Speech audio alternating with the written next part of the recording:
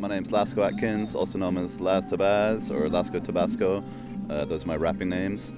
And basically I was born in Hong Kong and got moved around a lot when I was a kid. And eventually I kind of fell in love with movies, as a kid. I kind of loved action movies in the 80s. And then that progressed into film school where I had a greater understanding, appreciation of classical films. And also, like science fiction epics in a way. I get a little fixated with them sometimes because when they're done properly, it's just the best. And I try and copy that in my green screen shorts. But yeah, so once I was at film school, then I started camera and lighting. And eventually I did loads of free stuff for friends and I had enough, so I started making my own rap videos. And that's where Lasco Tabasco and Las Tabas came in. And now I'm making short fake trailers, switched with music videos. It's generally what I do now. So a dream that I've had for about 20 years now are my 4 big projects that I've written the scripts, novellas for. I've even done like some promos and short kind of, teasers, if you will, for them. My books haven't really sold very much. I didn't get much publicity through that. But the whole point is to make these features before I die. Starting with a lower budget semi-autobiography is something about my history taking some hallucinogens and how they're good and bad. Then I've got Celebrity Island, which is my epic cloning conspiracy thriller action movie. Then I've got a third one, which is my Taniwha film, so it's a supernatural creature in New Zealand. And I spent 1 to 2 years over there developing it, writing the script, doing a promo and all that, but never got the funding because I'm a nobody and they didn't trust me with millions, as you do. And my ultimate epic is my Jesus epic, which is set in the future. And at the moment, I'm currently working on a prequel for the Jesus epic, set in ancient Greece and Rome and Sparta. Growing up, I probably had Paul Verhoeven, Jim Cameron never really left. When Lord of Rings kicked off, Peter Jackson was my favorite for a few years because of his team that he assembled for Lord of Rings and King Kong. But nowadays, generally, I kind of stick to the 3 golden ones, which are Stanley Kubrick, Robert Rodriguez, and Jim Cameron, really. Spielberg at one point back in the day, but nowadays I don't really like his movies anymore. So Jim Cameron, Rodriguez, and Kubrick are the ones that still do it for me. If I was a director, producer, which I kind of am in a way, but just on a lower budget and doing these epics for no money, one thing I would definitely like to sort out, especially in this country, is the connection with extras and the relation to extras, the treatment, the payment, how there's this constant corruption and conspiracies ripping us off, keeping our money, making high-end interest profits off it. And this is just one of the agencies that does it. But yeah, so mainly the connection with extras, I would like to improve a lot in this country because our payment hasn't really gone up, whereas the crew, everybody gets paid more. They have proper unions protecting them, whereas we don't, and I would like to change that with power and money, obviously. Until then, I can't really do much about it though, because I could get blacklisted, which I've done by one agent already, because I whinged about the money. And you can never whinge about the money, that's what I realized.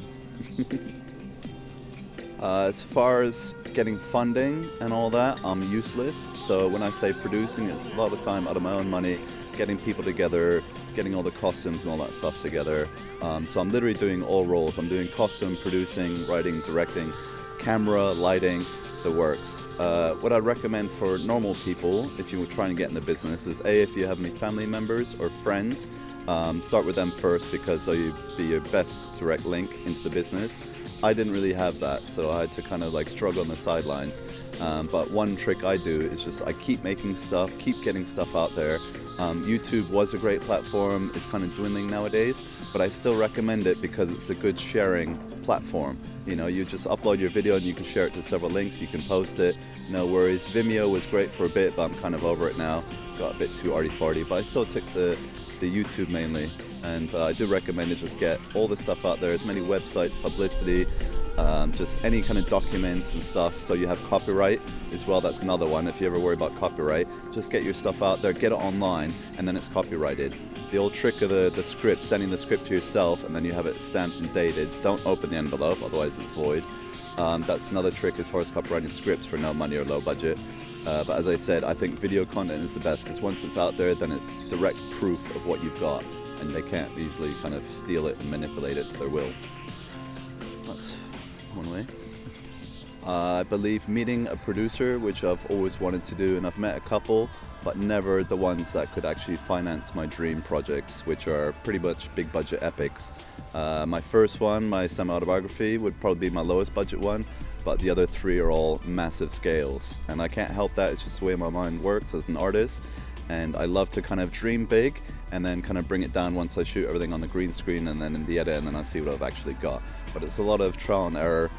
We do a lot of testing in VFX, so some's hit and miss.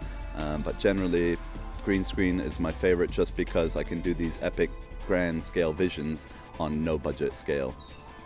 Anywhere really would probably be Hollywood, just because it'd be more direct access to connections, networking, contacts, money, funding.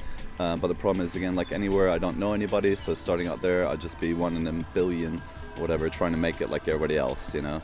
I'm not really taking the modeling route, which a lot of people do, so Arpats, Brad Pitt, I know some extras that went that route and they have great success, and that's where the real success relies, not on extra work. Extra work will never get you anywhere.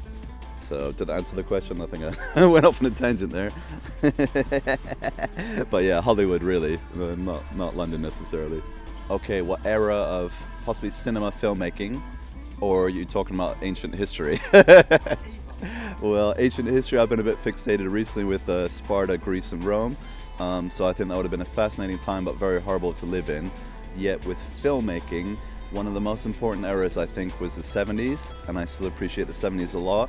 Not necessarily for the quality of the films, but the quality of the filmmakers that came about and the rules that they changed, tricks that they came up with to do certain tricks. Like Star Wars, for instance, in 75, 76, they invented motion capture, for instance, and that's the only way they could pull off all those effect shots in Star Wars, and that was just the start of it. And that was the start of blue screen as well, and blue screen is one of my favorite things, so green screen mainly now, but that is my main tool to basically make my big projects a reality on a no budget. So 70s. So it was all new back then. My utopian vision is probably a bit harsh, but I'd say all removal of government and police. But obviously you'd have to have all the criminal content sorted first. So I think a society where we can all literally be free, and not like fake America where they say land of the free, all that stuff, when it's total hypocrisy and they're one of the most corrupt nations of all time. So really, I think it's weeding out of all corruption, which is virtually impossible, but that mainly lies with the government, and then it filters down to, you know, say the military and the police, and they're just doing their job on a day-to-day basis, but the laws that they defend are all a bit corrupt and dishonest because they've been created over thousands of years of human evolution. And I mean, they started off maybe with good intentions, say like in Rome with the Senate, but nowadays, I mean, it's all just copycatting and learning off each other about how to get the most money out of the common man by raising taxes, by introducing more laws, and I think it's all a bit hokey pokey just because we're not given much freedom in this society, even though we're told we're a first world nation opposed to third world, which is even worse off. But I like to think that in the future we could have no pollution, very minimal taxing, or taxing that goes to a good purpose. For instance, here's a statistic. In America, the tax, over 50% goes to the military-industrial complex, and that is unacceptable. How is that going to help with world solutions and cure famine, disease, you know, STDs? I mean, all these problems that plague us in society, and STDs is a big one. Look at AIDS, look at the overpopulation. Africa is kind of taken over, not being racist, but you know, it's their right because we're all Africans originally, you know, and the white man has kind of defeated that for a long time, but the Africans are coming back, believe it or not, especially Nigerians, and I know that for a fact because I work with them. All right, so I'm a big believer in dreams and what they tell us about our subconscious, and I also discovered what déjà vu was years ago, which is connected to dreams. But more importantly, I kind of like making films about sort of stuff that I've dreamt about or thought about for a long period of time. For instance, my vampire film was a dream that I had probably 10 years prior to making it, and I've always had it in the back of my mind, and I thought, well, if Jim Cameron can do it with Terminator 1, you know, which was based on a nightmare that he had about the metal, you know, cyborg coming out of the flames, I would give it a crack with my vampire film, and I spent 400 quid promoting it and sending it to festivals around the world. Didn't really get very far, but a dream came true for me, you know. It's literally dreams that I've had, and then I turn them into films, and now with green screen technology I can expand my vision even more, and I can do a lot more on a bigger scale but with no budget, and that's my key with Last Tabasco and my productions, you know. Bye bye. All right, cool. Don't need to do that again.